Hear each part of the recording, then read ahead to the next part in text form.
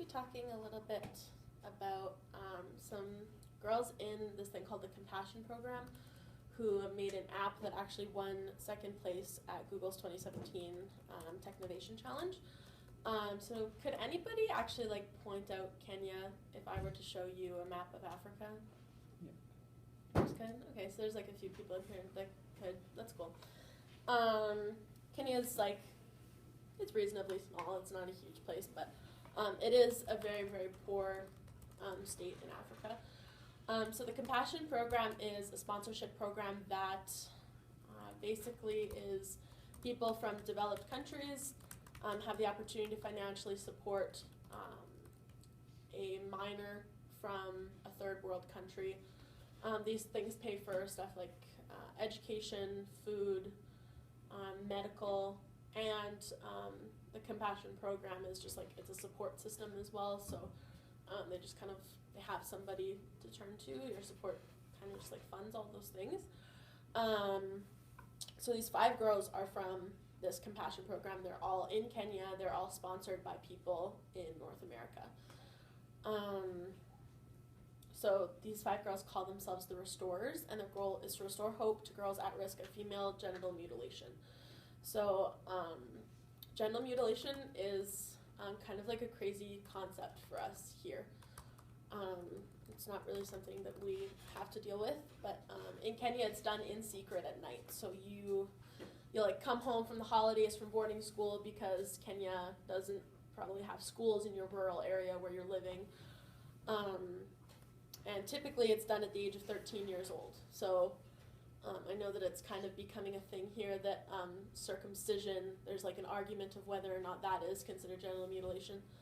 But this is done at the age of 13. A girl becomes a woman in her tribe by undergoing female genital mutilation. And so that's the partial or total removal of a girl's external genitals. And it's just considered a rite of passage in this African tribe. It makes you eligible for marriage, even if you don't feel like you're old enough or you're ready or you haven't like achieved certain goals in your life. To get married, genital mutilation is your eligibility, and after that point your parents usually will put you into an arranged marriage with a man who is quite significantly older than you. It's become a really big fear for girls in Kenya. It's something that I think a lot of women understand it's wrong and like there's issues with it, but it's still just part of a cultural practice. So it's illegal. Like in Kenya, it is illegal. But globally, more than 200 million girls and women have undergone female genital mutilation. And it happens to 1/4 of women in Kenya. So besides like the emotional and psychological impact of the act, it poses serious health risks, especially somewhere where medical care is so sparse. It's a really significant procedure, and a lot of the time it's not done properly, it's not done sanitarily, so it can just get really, like the risk of infection is super high, and the types of diseases that you can get from something like that, somewhere like Kenya, is like really, really big and scary. It can cause like long-term urinary issues and an increased risk of complications in childbirth. So you get married, places like Kenya, you typically are not going to be using any type of contraceptive, and it can cause significant issues with childbirth.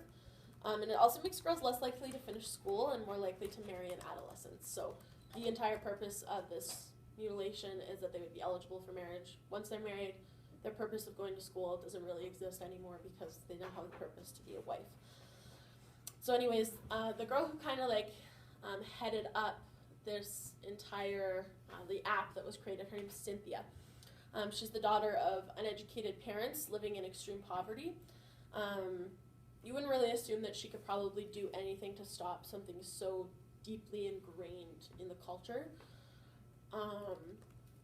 But it's really cool, because her and 4 other girls from the rural community that she lived in got together and they designed an app that allows girls in crisis to alert authorities by clicking a distress button on their cell phone. The app also provides girls who have undergone this mutilation with services like healthcare, like free clinics, stuff like that, and counseling, just like emotional rehabilitation for that kind of stuff.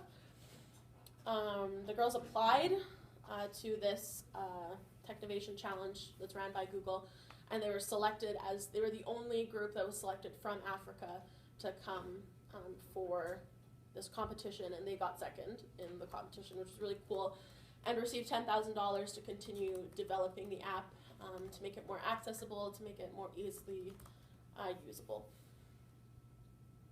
Yeah, that's